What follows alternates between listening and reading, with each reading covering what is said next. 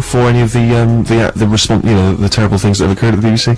Well, How no, responsible do you feel? not very, to be honest, in the sense that I wasn't here, I'm not a full-time employee and I'm not paid very much, so I really feel I can wash my hands of that one. What are your strengths?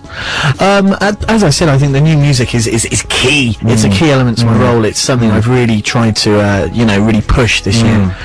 Not because the first year I'll put my hands up, I was dipping back into my record collection, bringing old classics in. But this year I think I've really pushed the envelope in new music terms. Weaknesses? Weaknesses, perhaps going a lot. I do that. And saying repetitively. Final question, how do you see yourself moving forward in the next 12 months? Well, I'm looking to build upon my key skills, the emails, the text, the new music, but, maybe, I don't know, maybe we should do something with the internet, we don't do much on that, do we, Steve? Maybe we could pro-interactivity. Maybe we could build up our web presence. It's very much a buzzword. Yeah. Thanks very much indeed. Close the door behind you. I will do, thanks. And I will give you my feedback, towards the end of the programme. Okay.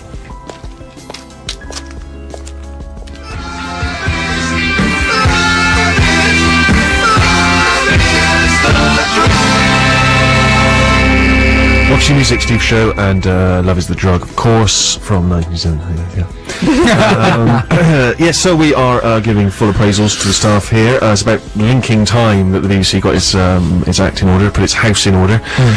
Before we move on, have you guys ever had any experience of sort of appraisals and training and being? How were you across all this stuff? I just want to check that you're not just breezing in here every week with no understanding of how this system operates. I remember doing health and safety training, BBC Health and Safety Training. Vinny, have you done that at all? 2.5 hours? You've done that, right, Dan? I've done that, yes. Terrifying. Yeah? Terrifying. They sort of have a mock-up newsroom on a computer. You have to click on the places that are dangerous. A coffee cup balancing precariously on Terry Wogan's head. There was as he hosts the breakfast show. Click. That doesn't seem right.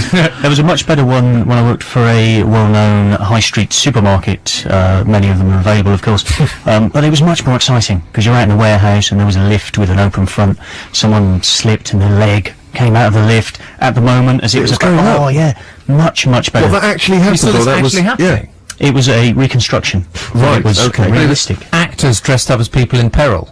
Oh yes, yeah. It's amazing. That's exciting. And much more exciting. As an actor who has done a fair amount of training, I'd be looking at quite a high daily rate to sit in a lift with a closing door with my leg sticking out. Well, no, it didn't happen live, did it? It wasn't. He said no, it wasn't a playlet. It was you. I saw it live? No, you saw it on a tape, right? It was on a tape, yeah. Oh, I was led to believe he'd actually gone into a warehouse with pretty much wearing a suit and having a little kind of glossy programme in his hand. Rufus, I apologise to And you. so if me that's and one the of my impression power they gave. level BBC misleading. I apologise to the listeners if that's the impression they got. Please don't write in. I'm sorry. I'm very, very sorry. I watched a data protection training video only last week, and they tried to lighten it up because we have to watch these things all the time. And the guy's on a psychiatrist couch, and he's going, all this data, I don't know what to do with it all. Or I've got paper files everywhere, and with computers now, he says, all those cobwebs on the hairnet, and the psychiatrist says, no, websites on the internet. and people in the room are just, audibly vomiting. It's just terrible. So lame. Those things are still left over from about 1991. Yeah, it's frightening. I remember seeing the BBC one, which of course features footage of Anthea Turner's hair caught on fire. Oh, yeah. Really? There's nothing funny about that. There is nothing funny about that. Is it instructional how to do it if you see her? No, she sat on what appears to be some kind of fete or event, and a motorbike comes roaring out the back of a truck, and it goes right past her head, which catches ablaze. I don't know how much. It's from the 80s, so she's obviously wearing about 400 cans worth of hairspray. Yeah. And it goes straight up. She screams, naturally, as anyone would, and it's not humorous. It is not amusing. It's instructional about do not place Anthea Turner next to any form of moving motorbike, which is what I learned from it. And I can be honest with you, I have never made that mistake. No, not once.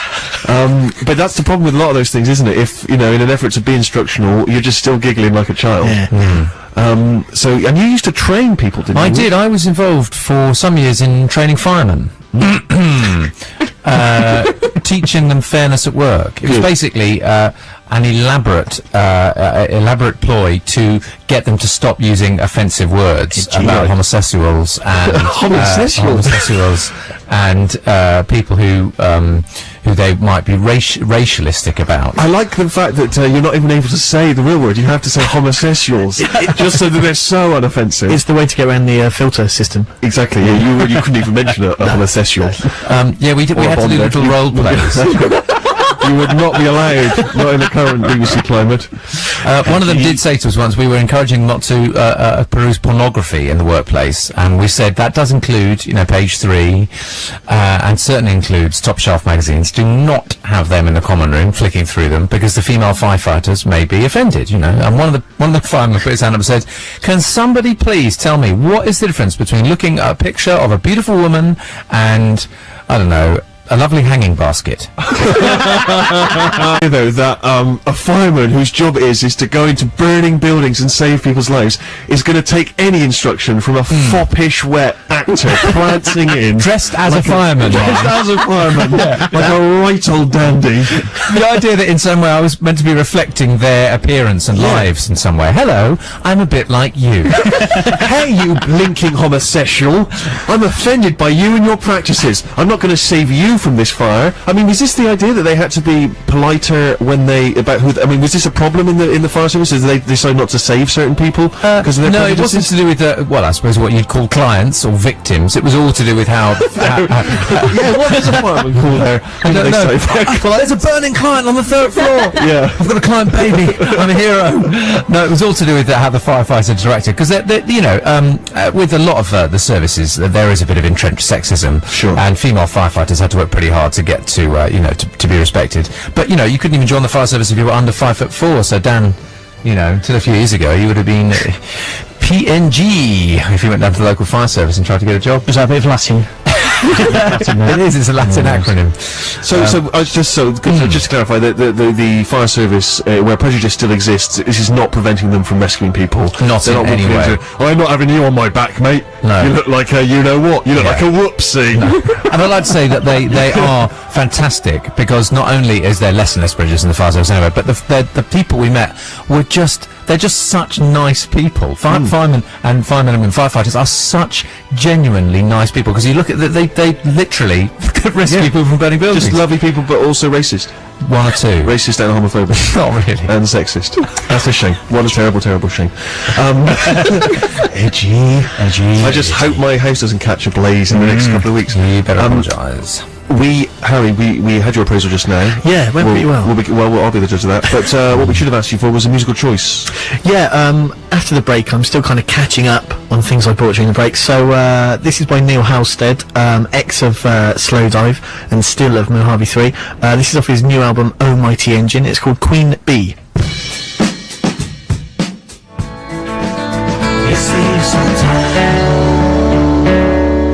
Harry's musical choice.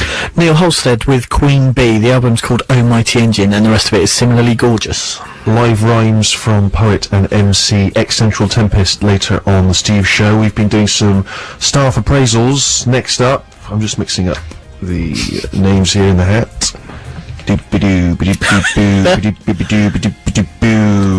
Oh, that one's blank.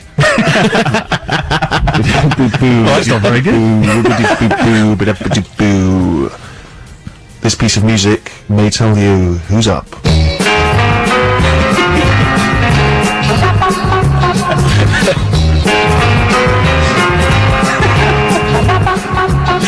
That can only be the sort of sounds you'd hear inside the head of the lovely Sammy. Oh, look at this, she's so scared. Step into my office. Hi, state your name for the record. Sammy Tinkerbell Dobson. Preposterous. What is your understanding of your main duties and responsibilities on this show? I often bring food in to cheer up the place. I'm northern. which brings a nice bit of variety, as do my breasts, because I'm the only female. That sounds sexist, what sort of why would people be interested in a northerner? Because you are all basically southern, and we, as the BBC, have to represent everybody, and therefore the north. Very good answer. Has your past year, in your opinion, been good, bad, or satisfactory? Good. If I could go a step further, splendid. It's been a lovely year. That sounds like arrogance. Please explain. I have enjoyed it. I have enjoyed being here. I hope the listeners have enjoyed it too. What have you contributed, in your opinion? Biscuits. Aside from that, what has the listener gained from your presence? I have played lots of interesting songs, things that I've dug up from the history of music, and things that I have found lurking in new music tones. I also bring naivety, and you can all laugh at me. What do you like and dislike about this organisation, BBC? The BBC itself, I like the fact there are good tea and coffee making facilities. I like the comfy settees in the waiting area, and I like the cheery greeting at reception. I dislike the sometimes that we have trouble at reception and the difficulty in spelling my name. Why are you speaking like a child? I'm really, really scared. My bum is sweating. My bum's sweating. Why? Because I hate being appraised in any way, shape or form. You know me. Look at this, look at the hands twisting. I am so frightened. What are your strengths? I'd like to say biscuits again, but Don't keep talking about biscuits, or you will be fired. Right, my strength, I will literally do anything. I let you hack off my hair in exchange for tortoise, which I never got and never complained about. I asked you if you wanted it. I asked you to buy all the information and invoice me. I have not seen invoices invoice. anybody for a tortoise. That's a mighty cross against your name, T. Dobson. Boom. And swearing on the radio. It's like Ross and Brand all over again. I don't believe it. What are your weaknesses? We know what they are. Swearing. Laughing at smut. Laughing at smut. I do often giggle and you tell You're on thin ice, Dobson. Get the hell out of my office. One of my strengths is I've got a really strong bladder and I don't wee very often during the show. Oh, God, no profanity. With your bright yellow gun.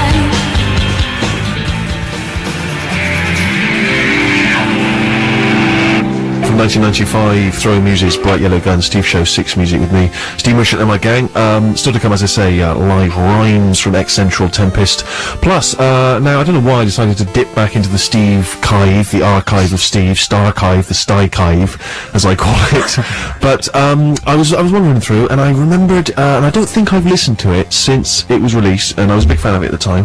Do you remember a little track called Weekender by Flowered Up? Oh yes. Oh, yeah. Yes, I remember it. Yeah. Yes. And you remember it's something like 12 minutes long. Yeah. And I rarely gets played. I don't think I've heard it on the wireless since it was originally put out. And I thought to myself, you know what? It's a pre-recorded show. We're all keen to get to the pub. Why don't we whack on Weekender and play the whole 12 minutes of it later in the show? Brilliant. There's a little bit of edginess in it. Is there some edginess? There's some edginess. Well, we'll see if we can work around Better edginess. idea. You know me, I'm all against edginess, so we are not having any edginess. I'll tell you on what, my we could play the full-length version of the Blue. Well, maybe on a future pre-record. But no, actually, what I want to do is I want to see if it stands up as well as as I remember it, because I remember it being tremendous. I remember at the time playing it endlessly, because I had a lot of time on my hands. But it's the first time I've pretty much heard it since it came out in, what was it, 92, something like that? Yeah, do you find that the busier you get, the shorter the songs you listen to? Yes, yes. I've actually now I have no time to listen to music. No. It takes up too much of my time. I'm not even listening to the records as we're playing them now. I'm just too busy thinking about other important stuff. Administrative stuff and the like. Let's have some news. On digital radio.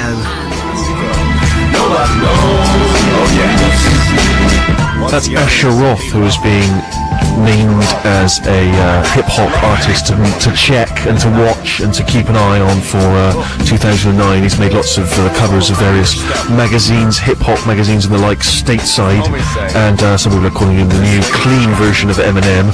He can get a little bit fruity, but he's sort of he's very suburban, middle class, went to college and the like. So there you are, you've heard him first on the Steve Show. We don't know where he's going to go. Sounds like the perfect artist For the non-edgy era. That's exactly right. Yeah, no, that's exactly why I chose him. But also, of course, because it gives us a perfect excuse